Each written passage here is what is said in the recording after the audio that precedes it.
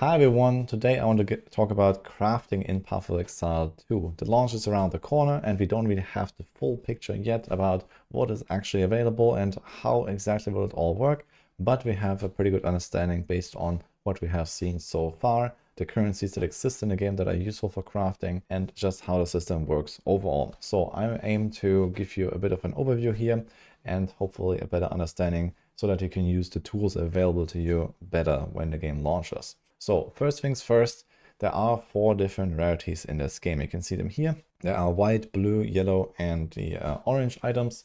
So this is called common, magic, rare, and uniques. And the difference here is that the uniques are always like fixed, basically. They might have ranges of the stats or something like that, but they always come with a predefined set of stats compared to all the other 3, where it's kind of a progression. So you start with 0 mods on an item, this is on the left, and then it goes up to 2 mods, which is the blue, and then it goes up to 6 mods, which is the rare items. Now, maybe when you're coming from other games, you might think, oh, unique items are probably the best and they go in every slot. This is not actually how Path of Exile works, and I do not expect PoE 2 to be anywhere close to that either. So what actually happens is that most builds in most of the slots usually run rare items, and unique items are usually more more defining and more like kind of like special cases, let's say. Maybe in some cases you do like twink leveling, let's say, with just like a bunch of uniques that have good stats on them or something, and like your entire character is just uniques because it's easy to do or so. But realistically, for endgame characters, you usually end up with lots of rares, and I expect the same again in PoE 2. And the thing about those rares is you have to actually kind of work on them yourself. Now, there have been made improvements about picking up items on the ground that are actually useful. In PoE 1, basically 99.999% of the loot that you picked up from the ground would be completely worthless in terms of like just the item drops basically, and everything was actually filtered out. Now in PoE 2 there is a lot less loot and a lot more high quality loot, so there will definitely be chances of picking up something and it's actually pretty decent, or at the least you have a very good starting point, and then you can continue crafting on it. So this is kind of how this is expected to go. What is also important to know is that you cannot actually really go backwards in terms of the rarity tiers. So in PoE 1 this was possible with the Orb of Scouring, for example. You could make a rare item back into a white item, and then you can start over basically. But this is not the case in Path of Exile 2. This all does not exist, which means you cannot go backwards in rarity, which is pretty important with what you're about to hear. So they actually show an example here on stream as well with how this works. So there are these different orbs. These are the crafting currencies. There are various types of these. There is also gold, but gold is not tradable. This is a character bound. So those are not actually used for example, trading with other players. It is always these crafting currencies, or almost always. So usually, if you go sell an item, someone will pay for them in Exalted Orb, for example. Or, you will buy an item in Chaos Orbs. So this is kind of how that goes. We don't know yet what will be the standard trading currencies, but everything has a value and you trade one thing against the other thing. So this is how that also works. These are some of the most important orbs that exist here. So for example, the start of a crafting process would usually be the Orb of Transmutation, or there's also the essences I'll show later that can kind of, make a white item into a blue, for example. This is kind of like one of the more accessible common currencies that you will always use first. So the way this looks like is like this in action. So you just, make from white to blue, and then it gets 1 stat. And at this point, you can add a second stat with a different orb, which is the Orb of Augmentation. So this is the second step in the process. Or again, we can do this with an essence, which I'm about to show you. So there are these 2 separate ways of actually starting from a white base item, and then you can have relatively cheap 2 mods. Now the advantage about this is that these 2 orbs that I just saw, the Transmutation and Augmentation, are basically the lowest tier currency pretty much. So they are very common and very cheap. So anytime you want to try to maybe hit like a certain really high tier mod, or a specific thing on a specific item or something, you usually want to try your luck very often with these things, which also means that you want to keep picking up the item bases of, maybe a certain weapon type or a certain armor type or something that you really want to use. So effectively, you go in there, you keep picking up every single bombard crossbow, for example, for this build here. Whenever it's like a white item, then you just like throw on the transmute, you throw on the augmentation, and you try your luck and you hope for the best, basically. And if that turns out really well, then you can continue onwards with some of the more rare and more valuable currencies and try to make it a rare and eventually go all the way up to 6 mods. So you can see this here right now. This is the next step in the process, which is a Regal Orb. Creates a magic item to a rare item. So this is what I expect to be much more rare and much more like premium, let's say. So again, you kind of try your luck a lot, and until you really get like a good combo, at least like later on, let's say, maybe not early in the campaign where, you know, the mods don't matter that much, I guess. You maybe don't have that many crafting options. But, you know, this way this will work later is that you try to get like, you know, 2 really good mods basically, and then you use the Regal Orb. This one is definitely, at least in PoE 1, somewhat of a rare find and not really as commonplace as the other 2 that we just saw. So here you take the, you know, predefined, you know, magic item and then make it into a rare, and also add 1 mod. You can see this. Boom, and now it is a rare. And as I mentioned, you can not go back in rarity anymore, which means you don't have another chance to use any of those 3 orbs that have been used so far. It's basically like building up from the ground, but no going backwards. Now there is a way to remove modifiers as well, which is the Orb of Annulment, but you cannot go back in rarity. So even if there are 0 mods on a rare item, you cannot use transmute or augmentation again, for example. And lastly, we have Exalted Orb. So this looks like this, which just adds 1 more modifier on an already rare item. So if it has at least 3 mods, you can do this up to 3 times, and you can just, you know, this is called slamming. You just slam extra mods on top of the item basically, and you just try your luck with what you can get. Now the cool part about this is that this is not everything, and there's actually a lot of depth behind this crafting system, and there are also other ways to manipulate the outcomes, which I'm about to show you. And one good way to look at this is here on the PoE2DB page. So this has an overview of all the different currency items, which are 57 right now. Now there are not really 57 things that you need to consider in every single crafting process here right now. There's also a bunch of, you know, stuff like the basically stockatables and so on, but there are a few more crafting currencies that are also pretty important. But now that you know the basics of how crafting works, we can also take a look at what the other things do.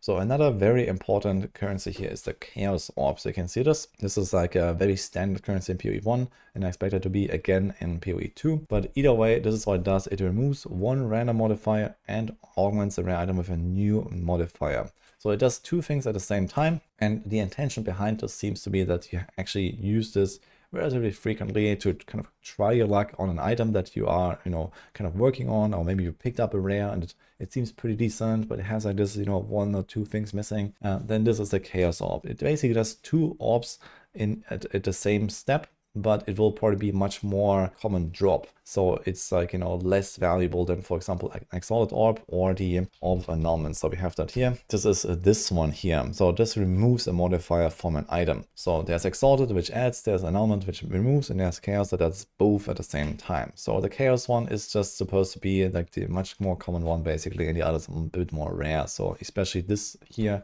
I expect is not going to be a very common drop at all. At least it didn't used to be, and I would be surprised to see it being common in PoE 2. But like this, you can try your luck in removing a random modifier. So this means you might also remove, like, you know, the best modifier on the item, and then it's just kind of worthless. So you have to try your luck, but at least you can keep working on the item. Now another relatively easy, accessible crafting currency is also the Orb of Alchemy. We have this here. So this upgrades a normal item, which means a white item, to rare in 1 step with 4 random modifiers. I also expect this one to be very common and kind of like the typical alch and go kind of thing, which is yeah, you just pick something up and you try your luck, and maybe it gets 4 good things at once, or at least 2 or 3 or something like that. So I expect this one to be also something for like the low end kind of crafting stuff, or for example to, you know, roll something like the maps. This used to be very common in PoE 1, where you just like, you know, this alch and go that I just mentioned. So this is like an easier, faster way to just kind of like get something out of an item basically. So also keep an eye out for this here. So if you're running around in Act 2 and you still have like only, I don't know, a white ring or something, then, you know, maybe pick up the alchemy, boom, and maybe go from there. And if it actually rolls 4 good stats, you can still continue, for example, with the Exalted Orbs. So this is pretty much all of the standard crafting currency that we have so far. And then there are some more advanced techniques. So let's talk about essences that I mentioned at the start. So we have here, for example, Essence of Haste, essence of the body, essence of eyes. There are probably a lot more than those, at least in PoE 1 there are, and I don't expect this to be a comprehensive list right now, but this is what we have seen. So these are kind of similar to what we have seen at the start with the transmute or the regal or something, but they also add a specific modifier. So you can see this here, upgrades a normal item to magic with 1 speed modifier. So you can kind of like target craft certain things, and in some cases this can be extremely valuable. For example, if you think about what you have on boots, there are movement speed boots and most likely not even any other speed modifiers that you could put on a boots. So you basically guaranteed get movement speed. So this is pretty valuable because movement speed is like a kind of premium stat in Path of Exile 2. And this is like one of those cases where you can kind of use this system to your advantage by guaranteeing or almost guaranteeing a certain stat that you're looking for. So this is the point of these essences, and I expect them to be relatively valuable and relatively rare compared to like the random gamble that we had of the other orbs. And there's like similar stuff here, you know, Essence of Ice, you can get a gold modifier. So again, for example, for armor pieces, if you put this on a chest piece, there's almost guaranteed no cold modifier besides something like cold resistance. So while there's like multiple things on weapons maybe, or on amulets, let's say, then, you know, on certain pieces, there is just, you know, one thing that you can really get. And the same here, like with life modifiers and so on. And then we also have greater essences, which do the same thing, but they go from magic to rare. So basically one is the equivalent of the transmute orb, the other one is the equivalent of the regal orb. So you have, you know, up to 2 different modifiers here that you can guarantee. And then in between you have to do like an augmentation, for example. Now the thing about crafting is that even if you guarantee a certain modifier, you don't necessarily guarantee the tier of the modifier. So this is from Path of Exile 1 right now. This is poedb.tw. Here's an example of what are the available mods on different item slots. And it seems like this has mostly carried forward in a similar fashion here in PoE 2. So we don't have the data yet on PoE 2, but this is what it looks like. So basically what you see here is the prefixes and the suffixes. So first of all, there's basically different mod pools that are split between prefix and suffix. And you have some examples here. There's like life and damage and stuff like that here on the left side. And then you have like the attributes, speed, resistances on the right side.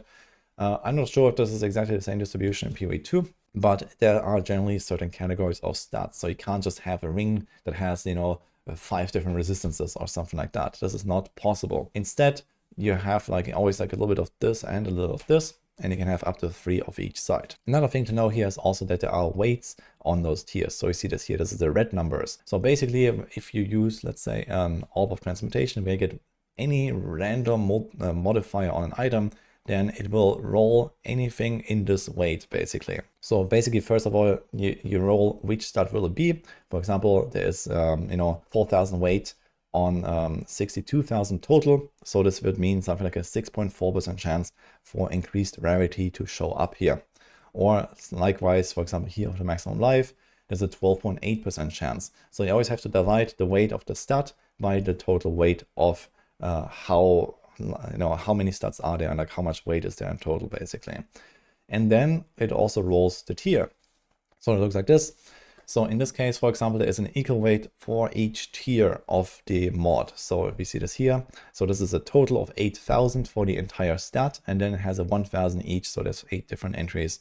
So it means that each of those individual tiers of the maximum life roll has a 1.6% chance to appear. This is very important because it's very difficult to actually make really good items, and because, you know, the high tier mods are really difficult to get. And I think if you want to be like a really good and well-informed crafter, then you will not get around trying to study this, or at the very least when you do like, let's say, bigger crafting projects, to kind of consult, you know, the database like this here to get an understanding of, okay, what are the odds, you know, what can you do, maybe where does it make sense to use those essences more than in other places, and these kind of things. So this can really save you a lot of currency, a lot of value when you craft your own items, and it potentially can also be used to make items for trading for other people that, you know, don't want to engage with the system. So you might have a bit of an advantage here, and then, you know, use this economy benefit for example, boosting your own character. And to continue with this, there's also these Omens, which is like some of the more endgame advanced crafting systems. They come from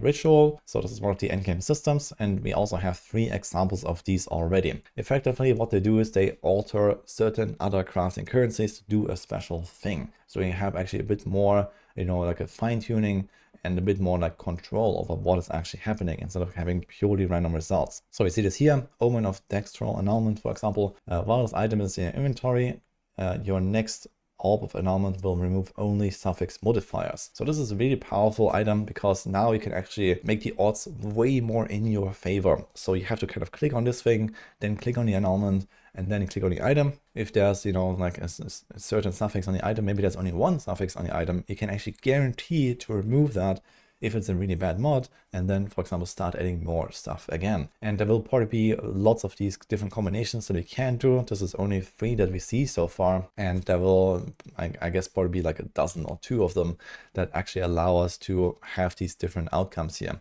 I do expect those omens to be relatively rare and relatively valuable though, especially because they have the potential to make really great items somewhat easily later on. So this is also something to keep in mind. They're not going to be used very lightly. It's kind of the same story here, for example, with the Omen of Sinistral Exaltation, where your Exalt Orb will only add prefix modifiers. So in that case, it's like also something like, let's say you YOLO an Orb of Alchemy on an item, and it actually happens to get like, 3 suffix modifiers that are great, and then 1 prefix modifier that you really want to get rid of. Then, you can use, one of these omens, remove the prefix, the annulment, and then just kind of like try your luck here back and forth until you actually have, first one side completed with the suffixes, and then the other side with the prefixes.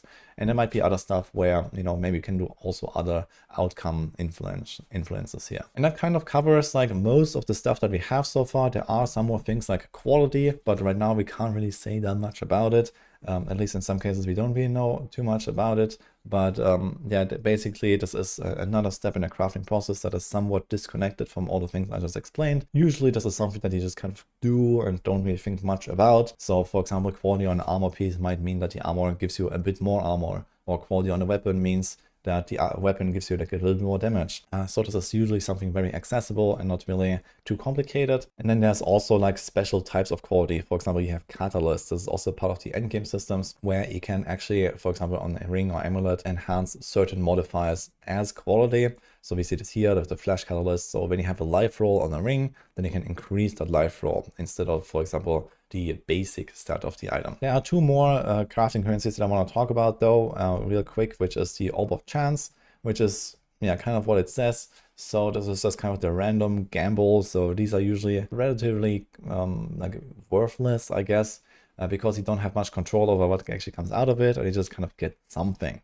The main reason to use those, I think, is to try to get like a certain unique item. So if you know that there is, an item you're going for, and you can pick up those bases and then just try your luck and maybe get the unique out of it. So this is what people used to do in the past. Maybe there's like other uses for it as well, but usually it's just kind of like a random whatever outcome, I feel, at least judging from PoE 1. And we also have the Divine Orb here, which is another, at least kind of high-end currency in Path of Exile 1, which I don't expect to be actually that valuable in PoE 2. It might still be somewhat rare, but its use cases have kind of diminished a little bit in PoE 2, I can say. But this is basically just to reroll the ranges within the tiers of the items. So for example, you have like, a certain life roll that is like, 10 to 14 life or something. Then it will just like randomize, it will either roll 10 or 11 or 12 or, and so on.